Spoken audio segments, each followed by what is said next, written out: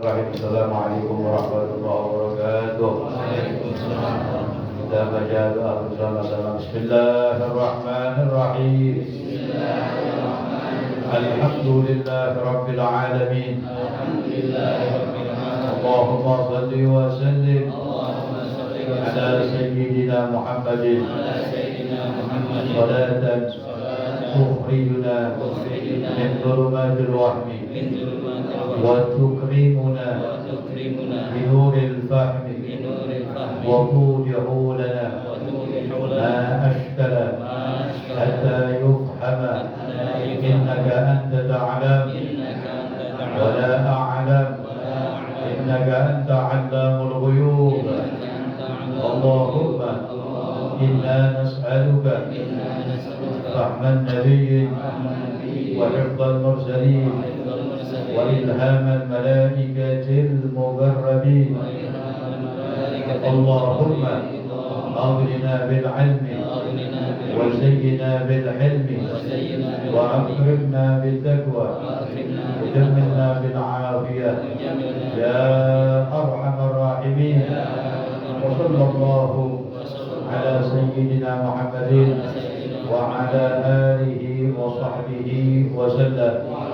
Bismillahirrahmanirrahim. Alhamdulillahilladzi hadana li hadha wa ma kunna linahtadiya lawla an hadana Allah. Ashhadu an la ilaha illallah wahdahu la sharika lahu wa ashhadu anna sayyidana wa nabiyyana Muhammadan abduhu wa rasuluhu la nabiyya ba'dahu. Allahumma salli wa sallim ala sayyidina Muhammad الفاتح لما أغلق والخاتم لما سبق ناصر الحق بالحق والهادي إلى صراطك المستقيم وعلى آله وصحبه حق قدره ومقداره العظيم. أما بعد، وقال المصنف رضي الله تعالى عنه ونفعنا به وبعلومه في الدارين آمين إلى أن قال: الترغيب في الخوف والرجاء وإحسان الظن بالله تعالى. الترغيب anjuran fil khawfi dalam menanamkan sifat rasa takut kepada Allah, wal raja dan sifat pengharapan kepada Allah, wa ihsan dzan billahi ta'ala dan anjuran sifat husnudzan kepada Allah Ta'ala. Itu dianjurkan ya, menanamkan pada diri kita sifat takut kepada Allah. Itu penting dimanapun kita berada. Sifat al-muraqabah, sifat yang merasa selalu dipantau, merasa selalu diawasi oleh Allah. Itu sifat yang mulia. Karena Nabi SAW bersabda, ittaqillah haitsuma kunta. Bertakwalah kamu kepada Allah, takutlah kamu kepada Allah dimanapun kamu berada. Jadi enggak hanya di masjid doang, enggak hanya di musola saja. Di mana tempat kita berada, tanamkan dalam diri kita khaufullah, sifat takut kepada Allah.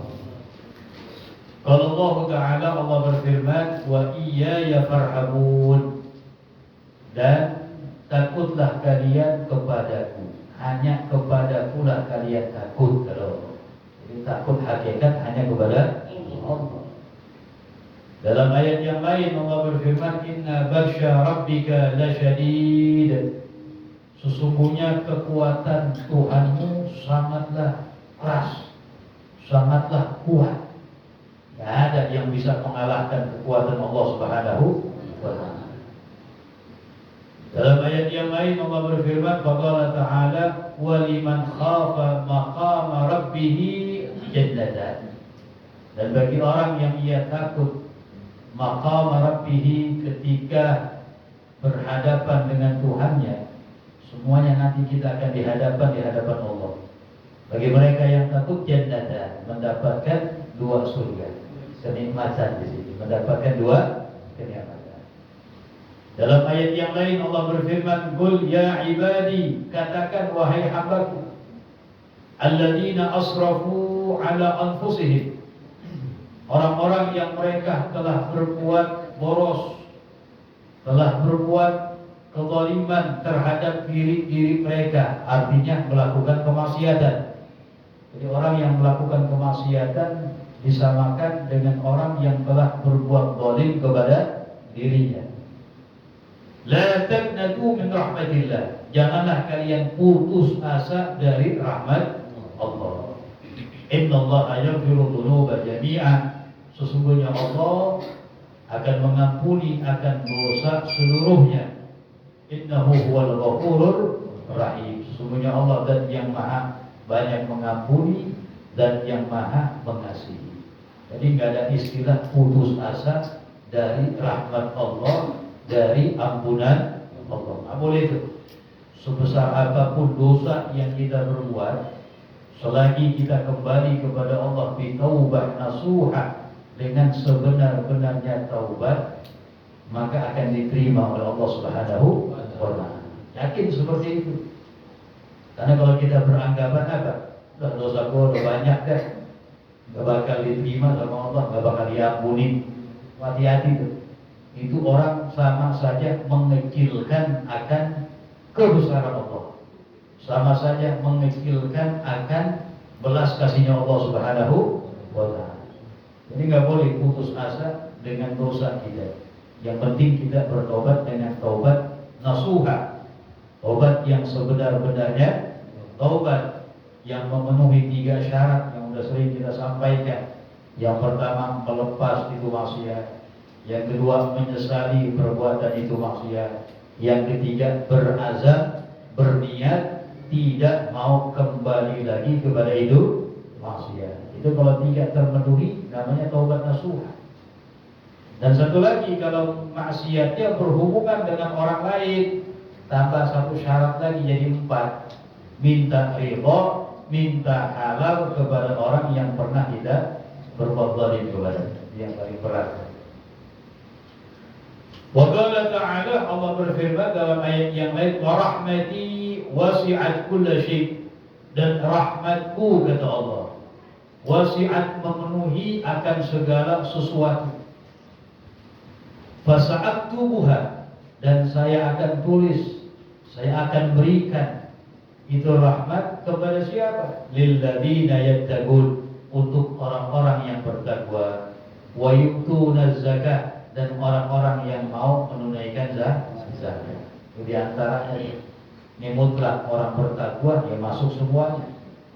Karena takwa definisinya apa? Imtithal awamirillah wajtinabu nawahi, menjalankan segala perintah Allah dan meninggalkan segala larangan Allah.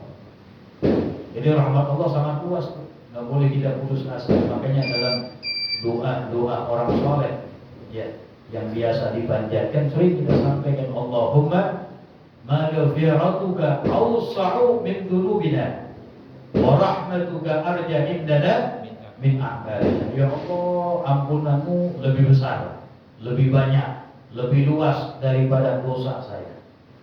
Dan rahmatmu ya Allah, belas kasihmu ya Allah, lebih kami harapkan daripada amal kami.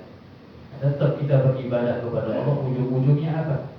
Yang kita unggulkan, yang kita dahulukan, meminta akan rahmat Allah Subhanahu wa ta'ala.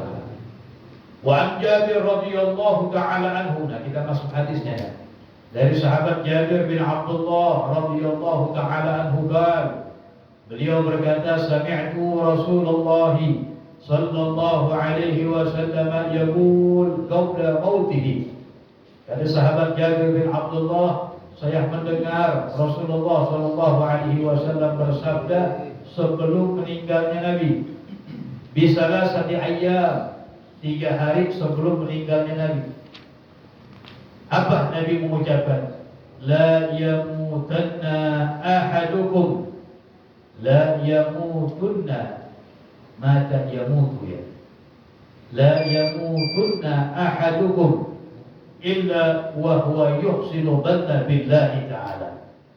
Janganlah sekali-kali mati seorang kalian, kata Nabi, kecuali dia husnul dhan, bersangka baik kepada Allah Subhanahu wa taala. Jadi mati ala husnudzan billah. Mati dalam sangkaan baik kepada Allah. Itu diwati-wati sama Nabi itu. Ini Nabi mengatakan 3 hari sebelum wafatnya Nabi. Jangan sekali-kali, kata Rasulullah, mati seorang kalian melainkan dia dalam keadaan husnudzan, sangka baik kepada Allah Subhanahu wa taala. Rawahu Muslimun wa Ahmadu wa Abu Dawud wa Ibnu Majah. Hadis yang diriwayatkan Imam Muslim, Imam Ahmad, Imam Abu Dawud dan Ibnu Majah. Ini penting, husnudzan billah, sangka baik kepada Allah. Ada satu hadis Nabi yang luar biasa. Ini kalau yang ngamalin jadi wali, hatinya bersih namanya. Hatinya apa? Bersih. Dan ini hadis sering disampaikan oleh ada seorang ulama di Hadramaut di Tarim, Habib Abdullah bin Muhammad bin Syarafuddin, ya, seorang ulama yang luar biasa, yang kalau kita mandang enak, yarta, mandang nyaman. Itu disaksikan oleh siapapun yang duduk bersama mereka. Beliau setiap kali berpidato di mana tempat, di majelisnya, di tempat lain, nggak lepas, nggak pernah meninggalkan ini hadis. Selalu dibaca, selalu dibaca. Di mana tempat, acara apa aja deh, mau acara kawinan juga dibaca ini hadis, acara maulid juga dibaca ini hadis, di majelis dia dibaca ini hadis. Sampai-sampai orang-orang Tarim hafal dan ikram menjadi hafal. Yang nggak memajak-pajak tentu juga, cuma masuk ke dalam hati. Enak. Apa hadisnya? Dia baca, qala sallallahu alaihi wasallam, khaslatani laisa fawqahuma minal khair, husnudzan billah wa husnudzan bi'ibadillah. Wa khaslatani laisa fawqahuma minasy syarr, su'udzan billah wa su'udzan bi'ibadillah. Apa yang dibaca dari hadis Nabi? Dia mengatakan, Nabi bersabda, khaslatani, ada 2 perkara. Khaslatani laisa fawqahuma minal khair. Ada 2 perkara, enggak ada lagi yang lebih baik dari 2 perkara ini. Artinya 2 perkara yang hebat, luar biasa. Apa? Yang pertama, husnudzan billah, sangka baik kepada Allah. Wa husnudzan bi'ibadillah, dan sangka baik kepada hamba Allah. Sama Allah husnudzan, sama hamba Allah husnudzan. Wa khaslatani, dan ada 2 perkara, laisa fawqahuma minasyarr, tidak ada di atas keduanya lagi yang lebih buruk dari keduanya itu. Ini buruk banget, luar biasa. Apa? Su'udzan billah wa su'udzan bi'ibadillah, buruk sangka kepada Allah dan buruk sangka kepada hamba Allah. Ternyata ini mainan hati, ya. Kalau orang yang mengamalkan ini, husnudzan kepada Allah, husnudzan kepada hamba Allah, berarti hatinya bersih, ya. Hatinya apa? Bersih. Segala apa yang Allah beri sama dia, tetap sangka baik, kan? Dapat nikmat, tetap sangka baik, alhamdulillah. Dapat musibah sekalipun, tetap husnudzan kepada Allah. Mungkin Allah pengen memberikan pahala yang besar buat saya, menguji kesabaran saya, biar saya dapat pahala lebih banyak. Tetap pasang husnudzan kepada Allah. Kepada hamba Allah juga begitu. Jadi hatinya bersih juga. Hatinya apa? Bersih. Dan hati yang bersih ternyata tempat pandangan rahmat Allah. Makanya dikatakan dalam sebuah hadis riwayat atau makna hadis, ya, Allah ini mereka para orang-orang saleh, wali-wali abdal, wali min auliyaillah, mereka ini diangkat menjadi kekasih Allah. Sebab utamanya bukan sebab karena banyaknya salat, sebab utamanya bukan sebab banyaknya puasa, bukan sebab banyaknya sedekah, bukan berarti salat, zakat, sedekah, bukan sebab, itu sebab, cuma sebab yang paling utama itu apa? Bisalamati sudur, hati yang bersih. Gak ada kebencian sama orang. Ya, kita gak boleh benci sama orang kafir sekalipun gak boleh benci. Sama orang kafir sekalipun, selagi bukan kafir harbi. Kalau harbi yang jahat kepada kaum muslimin, wajib kita perangi. Selain itu harus ada sifat rahmat. Makanya dalam hadis yang ma'ruf Nabi sallallahu alaihi wasallam bersabda, "Irhamu man fil ardi, yarhamukum man fis sama." Belas kasihlah kalian kepada makhluk yang ada di muka bumi. Ya, bukan cuma manusia doang, makhluk semuanya. Baik manusia maupun binatangnya, maupun tumbuhannya, bahkan maupun daripada jamadat benda mati sekalipun. Artinya apa ya? Nggak boleh asal-asalan ngancurin benda mati. Rahmatlah kalian, belas kasihlah kalian kepada makhluk yang ada di muka bumi. Yarhamukum man fis sama. Bisa dibaca yarhamkum, bisa dibaca yarhamukum. Cuma Imam Al-Bantani dalam sebuah kitabnya lebih condong kepada yarhamukum, menjadi jumlah du'aiyah. Artinya apa? Semoga Allah, ya, semoga Allah, semoga makhluk yang ada di langit belas kasih kepada kalian. Itu kan doa. Semoga makhluk Allah yang ada di langit, para malaikat Allah belas kasih kepada kalian. Orang-orang yang belas kasih kepada makhluk Allah yang ada di muka bumi. Jadi begitu tuh. Ditunjukkan dalam sebuah hadis Nabi sallallahu alaihi wasallam bersabda, "Innallaha la yanzuru ila suwarikum wa la ila ajsamikum, walakinnallaha yanzuru ila qulubikum wa niyyatikum." Allah enggak melihat kepada rupa kalian, bentuk kita enggak dilihat. Mau putih, mau hitam, mau ganteng, mau jelek ya. Begitu. Ini enggak dilihat sama Allah, yang dilihat hati kita. Kalau hatinya bersih kegagalannya. Kalau hatinya penuh benci kepada orang Islam, alhamdulillah. Ini kita nggak diajarkan sama Nabi Muhammad benci kepada siapapun kan. Harus ada bentuk hati yang rahmat, belas kasih kepada makhluk Allah Subhanahu wa ta'ala. Begitu. Nabi rahmat, Nabi yang penuh rahmat. Ini luar biasa. Jadi akhlak beliau sallallahu alaihi, jangankan kepada teman, musuh aja akhlak Nabi luar biasa. Kan sering kisah yang kita sampaikan, Nabi kalau urusan pribadi ya'fu, memaafkan, wala yujawib, nggak mau balikin jawaban, ya. Dicela nggak mau balikin, dihina nggak mau, itu sifat Nabi, ya. Tapi kalau idza huya haqqullah, kalau hak Allah dihina, syariat agama Allah dilecehkan, ya, lam yahum ahadun lighadabi. Tidak ada seorang pun yang bisa mencegah marahnya Nabi sallallahu alaihi wasallam. Jadi marahnya Nabi lillah karena Allah, laisa li nafsi, bukan untuk dirinya sallallahu alaihi wasallam. Itu yang kita sampaikan bagaimana akhlak beliau yang luar biasa. Setiap Nabi lewat ada satu gang di kota Mekah, selalu sambitan, cacian, lemparan kotoran kena pada diri Nabi, tubuh Nabi. Nabi diam aja. Oh, dibalas, kalau kita kan Masya Allah ya. Dia lewat dilemparin apa nih? Kotoran kucing gimana itu? Lu ngamuk kan? Pulang nanti ya, pulang dulu golok kan begitu ya. Ini luar biasa. Tapi nggak lewat aja. Urusan pribadi, dicaci maki, diludahi. Tiap lewat gang itu nggak beres dulu. Suatu hari Nabi lewat itu gang aman, nggak ada cacian, nggak ada lemparan, nggak ada makian. Ya. Dulu Nabi heran nih, langganan saya kemana gitu Nabi? Nanya sama orang, oh ini pulang lagi sakit katanya. Lagi apa? Lagi sakit. Oh sakit. Nabi pulang ke rumah dan teruskan perjalanan. Baik. Ada bekal nggak di rumah tuh, makanan segala macam dibungkus sama Nabi. Datang ke rumah pulang yang tiap hari nyakitin Nabi. Itu kan akhlak yang istimewa.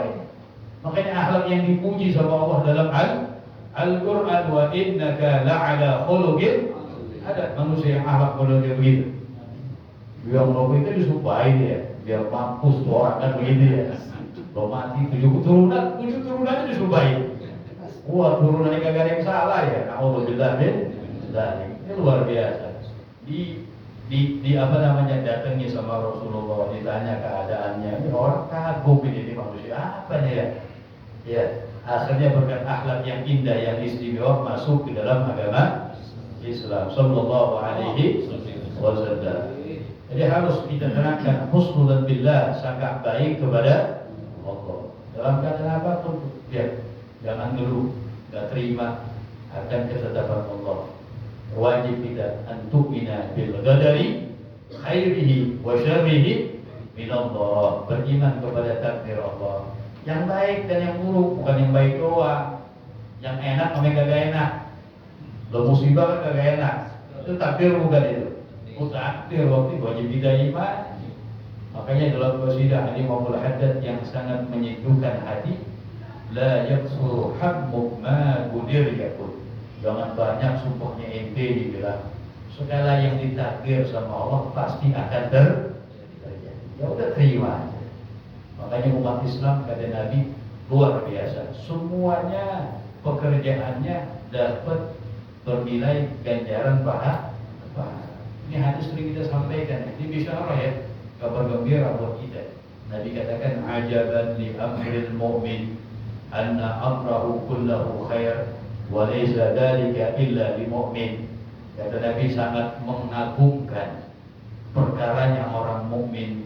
Semua urusan orang mukmin baik. Enggak ada itu kecuali buat orang mukmin aja kata Nabi. Artinya baik, berganjar pahala. In asabathu sarra syakara fakana khairan lahu. Orang mukmin kalau dapat nikmat dia bersyukur. Dapat nikmat bersyukur. Ini duduk hadir majelis ilmu nikmat ini. Nikmat besar itu, jangan sangat nikmat cuma duit doang. Duduk di majelis ilmu nikmat luar biasa. Dulu sabda Nabi yang bilang ya, duduk kita di majelis ilmu sesaat sebentar. Ini dia masih dianggap sebentar ya. Ada yang seharian di sini kan nggak ada sebentar.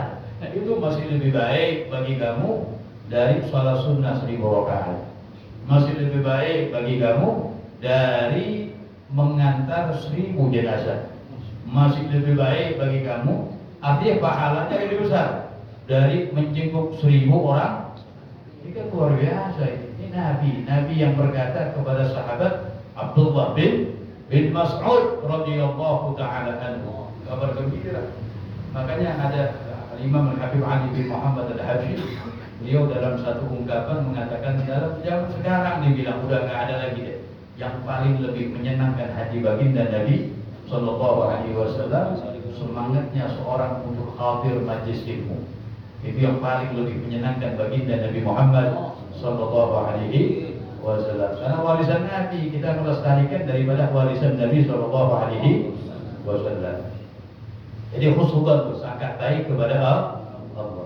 Nah, at-targhib fi targhib al-muhfadhat, anjuran di dalam mentalkin, menuntun al-muhfadhar. Siapa al-muhfadhar? Man qarubal maut wa lam yamut. Orang yang sudah dekat kematiannya belum mati tadi. Dia bahasa kitanya lagi sakaratul. Oh, lagi ngap-ngapan dia. Muhfadhar namanya. Anjuran mentalkin muhfadhar dengan kalimat la ilaha illallah. Jadi kalau ada orang yang sedang sakit parah, sakaratul maut, jangan ditinggal. Ada adab-adabnya tuh yang diberikan kepada mereka yang pertama, di antaranya ditidurkan menghadap ke arah kiblat. Perhatiin nih, apalagi kerabat kita. Ya, jadi bukan main gampang-gampangan nih kiblat mana nih. Kalau dia celentang, ya kepala di sana, kaki menghadap di kiblat. Itu sunnah yang pertama. Yang kemudian yang kedua, dibacakan, ditalkinkan kalimat la ilaha illallah. Dan cukup la ilaha illallah, biar akhir kalamnya ketika meninggal dunia dalam keadaan mengucapkan kalimat la ilaha illallah. Karena Nabi bersabda, man kana akhir kalamihi la ilaha illallah dakhalal jannah. Jaminan dari Nabi itu. Jadi talqin bisikin la ilaha illallah sampai ucapin. Sampai kalau udah ngucapin la ilaha illallah ya diamin. Kalau dia ngomong ngoceh ngantur lagi, ya ngomong apaan gitu misalnya ya. Kadang-kadang kita talqin lagi, bisikin lagi, dirifkin dengan lemah lembut. Jangan kenceng-kenceng, ngomong itu lah, jangan. Bisikin aja la ilaha illallah, dah sampai dia ngomong begitu, sampai ngomong la ilaha illallah. Ya. Dan yang paling afdal yang mentalqin bukan ahli waris. Bukan berarti nggak boleh, boleh. Cuma yang paling afdal yang mentalqin bukan ahli waris. Ya kerabatnya yang lain yang bukan ahli waris atau tetangganya atau siapapun boleh. Ya, ahli waris pun boleh. Ya kalau nggak ada ahli waris, cuma yang lebih afdal bukan ahli waris. Ulama mengatakan demikian. Kenapa? Biar menghindari fitnah. Lebih-lebih zaman sekarang, masya Allah zaman sekarang.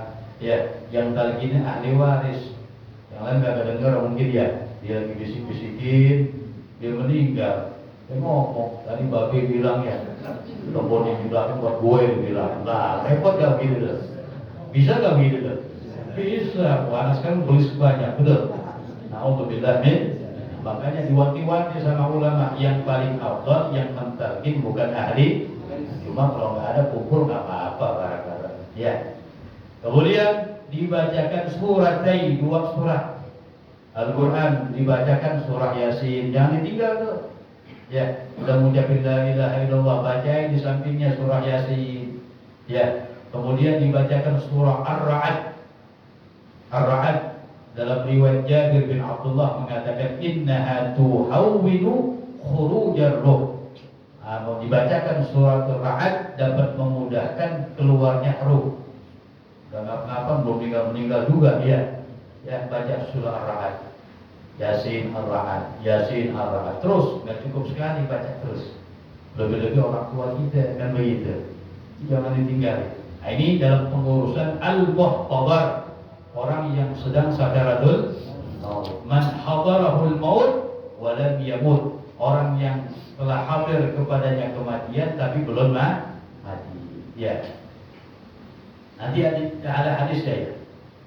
Wa fi tasyyi'il mayyit, anjuran di dalam tasyyi'il mayyit, ya, mengantari mayyit, wa salati alaih, dan mensalati mayyit, wa hudur dafnih, dan anjuran dalam menghadiri penguburannya, wa salatu anhu, bersedekah untuk si mayyit, wal wukuf inda qabri, anjuran untuk kita tetap berdiri duduk di sisi kuburnya. Habis dikuburin jangan langsung kabur, ya. Ya kayak kita terbaca talqin dulu, baca tahlil dulu, mendoakan kepada si mayyit, wa du'a lahu, dan mendoakan untuk si mayyit. An Abi Sa'id Al-Khudri radhiyallahu anhu qala Rasulullah sallallahu alaihi wasallam, lakinu mautakum, talqinkanlah oleh kalian mautakum, orang mati kalian, la ilaha illallah. Ini kalimatnya mautakum, kalimatnya orang mati kalian. Di sini dalam syarahnya, yakni al-muhtadarin, orang-orang yang sedang muhtadar sakaratul maut, belum meninggal. Bidalil akhir hadis, dengan dalil akhir hadis yang nanti akan disebutkan dalam riwayat Mu'ad, wa huwa fa inna man kana akhir kalamihi la ilaha illallah dakhala jannah. Jadi di talqin itu muhtadar, maknanya mautaku. 2 versi ulama mengatakan bisa dimaknai zahir hadis, orang yang benar-benar sudah meninggal dunia. Ada yang kedua yang memaknai muhtadar, orang yang sedang sakaratul maut, ditalqin kalimat la ilaha illallah. Begitu. Rawahu Muslimun, hadis yang diriwayatkan oleh Imam Muslim. Wa an Mu'adz radhiyallahu anhu qala Rasulullah sallallahu alaihi wasallam. Ini baru hadisnya. Man kana akhir kalamihi, siapa orang yang ada akan akhir ucapannya la ilaha illallah dakhala al-jannah, masuk ke dalam surga. Ini maknanya apa deh? Dimaknai oleh Syekh Muhammad bin Alawi Al-Maliki, ai ma'a Muhammad Rasulullah. Nah, bersama dengan tambahan kalimat Muhammad Rasulullah, dakhala al-jannah, masuk ke dalam surga, shara min ahliha, menjadi ia min ahliha, dari penduduk surga. Imma ma'as-sabiqin al-awwalin, bisa aja langsung masuk surga bersama orang-orang yang terdahulu, au ba'da tadhirihi wasyafa'a fihi, atau mampir dulu setelah dibersihkan di dalam api neraka. Artinya apa? Matinya alal Islam. Orang yang udah mati alal Islam nikmat. Orang yang udah mati alal diwanti-wanti sama Allah dalam Al-Quran, wala tamutunna illa wa antum muslimun. Jangan sekali-kali kalian mati kecuali dalam keadaan muslim, keadaan beriman kepada Allah. Itu nikmat. Imam Ali mengatakan, tamamun ni'mati al-mautu 'ala al-Islam. Kesempurnaan nikmat adalah mati dalam beragama Islam. Jadi jangan diremehkan nih. Ini Islam yang Allah kasih buat kita, nikmat yang paling besar, nikmat yang paling agung. Nikmatul Islam, nikmat yang Allah anugerahkan kepada kita, nikmatul Islam. Jaga nih Islam kita, iman kita. Jaganya bagaimana? Ulama bilang yang pertama, jaganya banyak bersyukur kepada Allah atas ini nikmat. Ini gak sembarangan nih. Ada orang yang gak dikasih Islam sama Allah, betul? Nah kita alhamdulillah dikasih Islam oleh Allah. Bahkan gak minta dari kecil langsung dijadikan Islam. Itu nikmat besar itu. Nah caranya menjaga gimana? Yang pertama, banyak-banyak syukur akan ini nikmat. Makanya ulama ada yang bilang dalam ucapan alhamdulillah ala ni'matil Islam wa kafa biha min ni'mah. Segala puji bagi Allah atas nikmat Islam, dan cukup itu nikmat dari sekian nikmat yang lain. Karena nikmat yang teragung, nikmat yang pertama, banyak-banyak bersyukur atas ini nikmat.